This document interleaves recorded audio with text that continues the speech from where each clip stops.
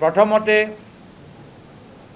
নিৰ্বাচনৰ ফলাফল স্বীকাৰ কৰি আমি আমাৰ ফালৰ পৰা বিজেপি দল আৰু তেওঁলোকৰ নেতৃত্বক শুভেচ্ছা জ্ঞাপন কৰিছোঁ।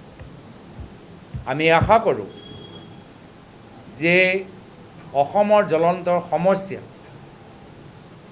যি আমি যোৱা 5 বছৰৰ ভিতৰত সমাধান হৈ থকা দেখা নাই, সেইখিনি সমস্যা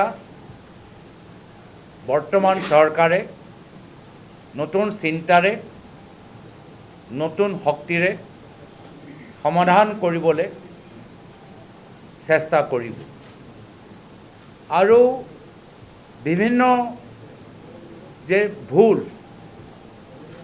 যি ভুল তেওঁলোকে যোৱা 5টা বছৰত কৰিলে,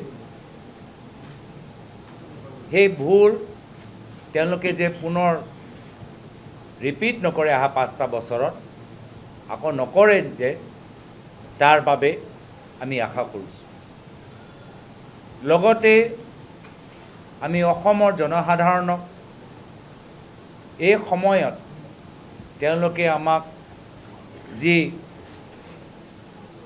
পৰামৰ্শ যিসকলে আমাক ভোট দিলে, যিসকলে আমাক সমৰ্থন জ্ঞাপন কৰিলে, আমি সেইসকলক আমি আমাৰ ফালৰ পৰা ধন্যবাদ আৰু কৃতজ্ঞতা জ্ঞাপন কৰিছোঁ। যিসকলে এইবাৰ বিভিন্ন কাৰণৰ বাবে আমাক ভোট নিদিলে, আপোনালোকৰ ওচৰলৈ কংগ্ৰেছ দল আহিব আৰু আপোনালোকৰ পৰা সুপৰামৰ্শ ল'ব। আগন্তুক দিনত আমি নিজৰ কাম কেনেদৰে আৰু শুদ্ধ কৰিব পাৰোঁ, কেনেদৰে আৰু সবল কৰিব পাৰোঁ, আৰু আগন্তুক দিনত আপোনালোকৰ বিচৰা কংগ্ৰেছ দল, আপোনালোকৰ বিচৰা বিষয়বোৰ, আপোনালোকৰ বিচৰা ৰাজনৈতিক চিন্তাধাৰা, আপোনালোকৰ বিচৰা সাংগঠনিক কাৰ্যসূচী আমি পৰৱৰ্তী দিনত ল'ম। সেয়া হ'ল আমাৰ প্ৰতিশ্ৰুতি। পৰৱৰ্তী দিনত আমি যদিও যিমান আসন আমাক লাভ কৰিব লাগিছিল আমি লাভ কৰিব নোৱাৰিলোঁ, কিন্তু বিৰোধী দলৰ কৰ্তব্য আমি পালন কৰি যাম। বিৰোধী দলৰ কৰ্তব্য হ'ল যে য'ত চৰকাৰে বিচাৰে সুপৰামৰ্শ প্ৰদান কৰা, সেয়া সমষ্টি উন্নয়নৰ ক্ষেত্ৰতে হওক, জিলা উন্নয়নৰ ক্ষেত্ৰতে হওক, অসমৰ অৰ্থনৈতিক সামাজিক সাংস্কৃতিক উন্নয়নৰ ক্ষেত্ৰতে হওক, য'ত আমাৰ সুপৰামৰ্শ, য'ত আমাৰ অভিজ্ঞতা আমি বিধানসভাৰ ভিতৰত বা বিধানসভাৰ বাহিৰত আমি সদায় অসমৰ স্বাৰ্থত, অসমৰ বৃহত্তৰ স্বাৰ্থত প্ৰদান কৰিবলৈ প্ৰস্তুত।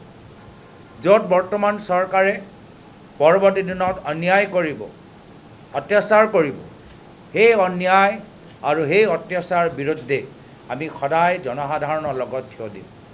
য'ত য'ত ৰাইজৰ ওপৰত এইখন চৰকাৰ ভয় ভাবুকি লৈ তেওঁলোকৰ জীৱনত আজি বিপদত ঠেলিবলৈ চেষ্টা কৰিব, আমি সাধাৰণ নাগৰিকৰ লগত আমি সদায় আমি থাকিম।